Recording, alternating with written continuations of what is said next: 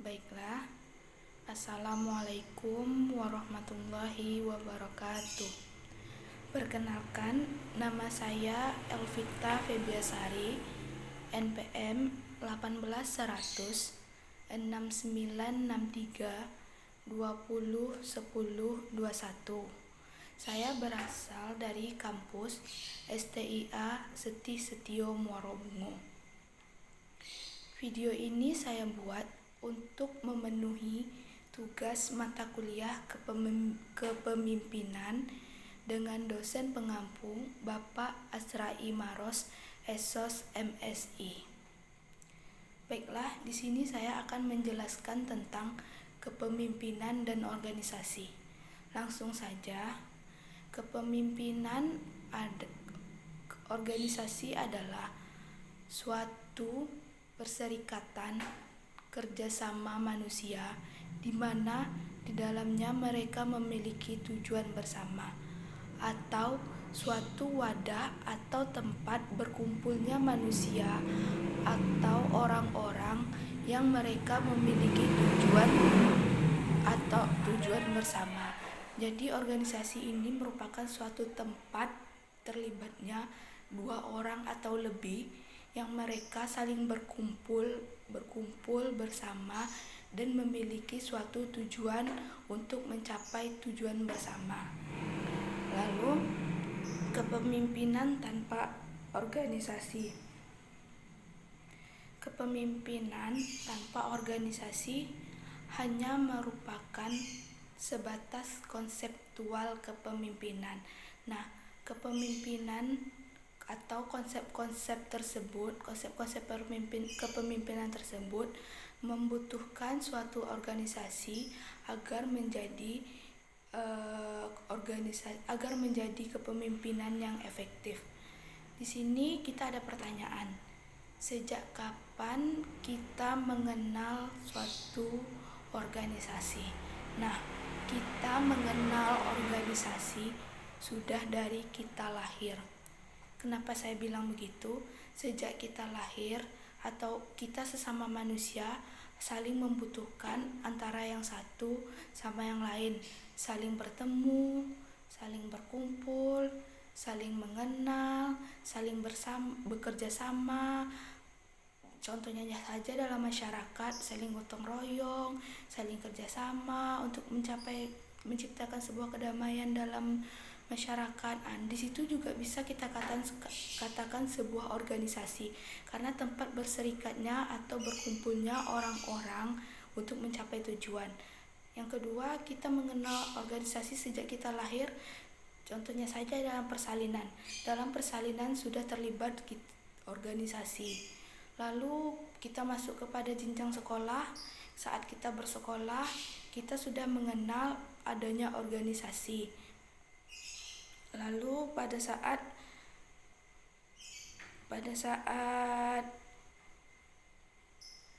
kita meninggal pun kita membutuhkan organisasi dalam pemakaman, pengurus kuburan dan lain sebagainya macam. Jadi kita di sini nih sudah mengenal organisasi sejak awal kita dilahirkan.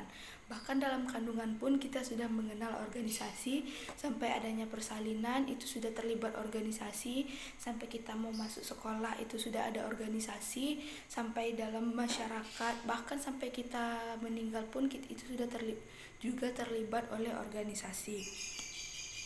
Baiklah, selanjutnya tentang jenis organisasi. Jenis organisasi. Organisasi itu ada organisasi formal, ada organisasi non formal. Organisasi formal itu organisasi yang memiliki struktur yang amat baik, teratur, dan rapi. Kewajiban serta hak para anggota sudah diketahui secara pasti, bahkan tak jarang dalam bentuk tertulis.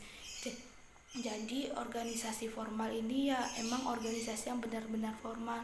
Hak dan kewajibannya sudah tertentu, sudah baik, sudah terstruktur, sudah teratur, sudah rapi, bahkan sudah dalam bentuk tertulis.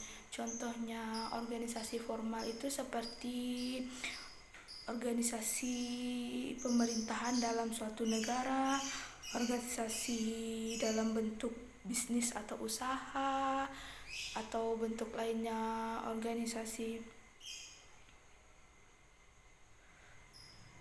atau kayak organisasi pemerintahan, organisasi daerah, segala macamnya.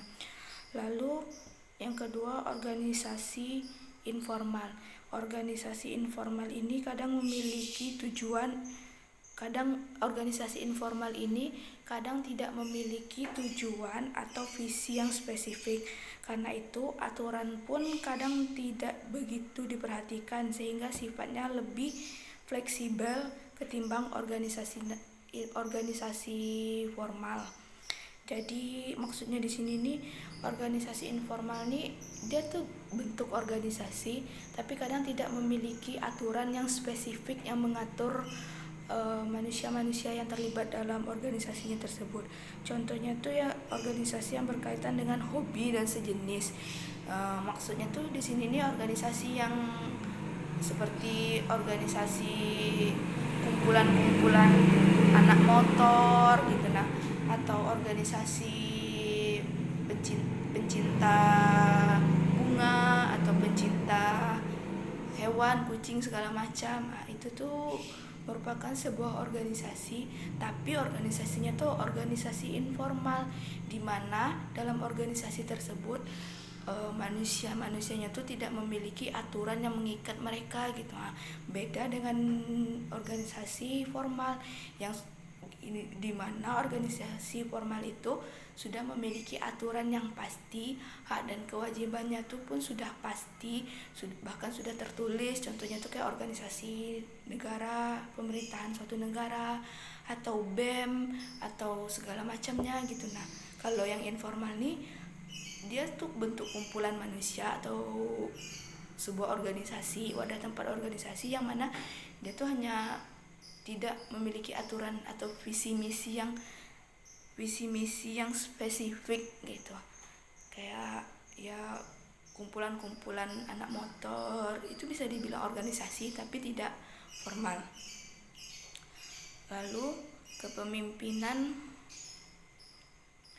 dalam organisasi. Kepemimpinan dalam organisasi sebuah proses di mana seseorang pemimpin memengaruhi dan memberikan contoh kepada pengikutnya supaya mencapai tujuan organisasi.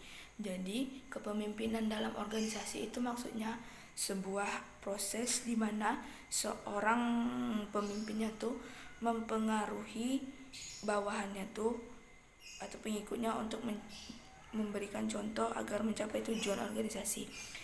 Jadi kepemimpinan dalam organisasi itu pemimpinnya tuh harus memberikan contoh atau pengaruh kepada bawahannya tuh agar pada bawahan atau pengikutnya agar ia bisa bekerja sama dengan baik atau melaksanakan organisasinya dengan baik agar mereka bisa mencapai tujuan organisasinya secara baik atau bisa melakukan kerjasamanya dengan baik.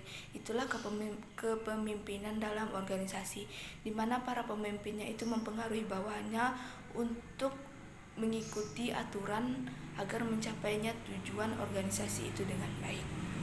Ada beberapa sifat kepemimpinan dalam organisasi yang perlu diterapkan pemimpin. Yang pertama, menjalin kedekatan dengan anak buah atau mendapat respek bawahan. Di sini maksudnya tuh pemimpin itu harus bisa dekat dengan bawahannya, menjalin kerjasama atau kedekatan dengan anak buah atau bawahannya, bisa menjadi panutan bawahannya atau bisa menjadi contoh bawahannya, di mana para pemimpin itu harus dekat dengan anak buah atau bawahannya agar bawahannya itu bisa mencontoh dia sebagai pemimpin. Yang kedua, memberikan semangat dan motivasi. Yang kedua, maksudnya tuh pemimpinnya tuh harus bisa memberikan semangat dan motivasi kepada bawahannya agar bawahannya tuh bisa melaksanakan kerjanya dengan baik atau melaksanakan tugas-tugasnya dengan baik dan maksimal Maka para pemimpinnya tuh harus selalu memberikan semangat, selalu memberikan motivasi kepada bawahannya. Yang ketiga, memberikan kepercayaan dan tanggung jawab. Memberikan kepercayaan dan tanggung jawab kepada bawahannya. Maksudnya di sini seorang pemimpin itu harus memberikan kepercayaan dan tanggung jawab kepada bawahannya. Contohnya seperti tidak cepat menghakimi bawahannya. Jika ada masalah atau kekurangan dalam bawahannya, dia tidak langsung menuntut atau menuduh bawahannya atau langsung menghakimi, melainkan menanyakan baik-baik gimana dan apa yang terjadi. Disitulah pemimpin itu harus memberikan kepercayaan dan tanggung jawab yang penuh kepada bawahannya. Baiklah, demikianlah yang dapat saya sampaikan materi tentang kepemimpinan dan organisasi. Jika ada salah dan kurang, saya mohon maaf karena di sini saya masih dalam tahap belajar. Saya akhiri, wabillahi taufiq wal hidayah. Wassalamualaikum warahmatullahi wabarakatuh.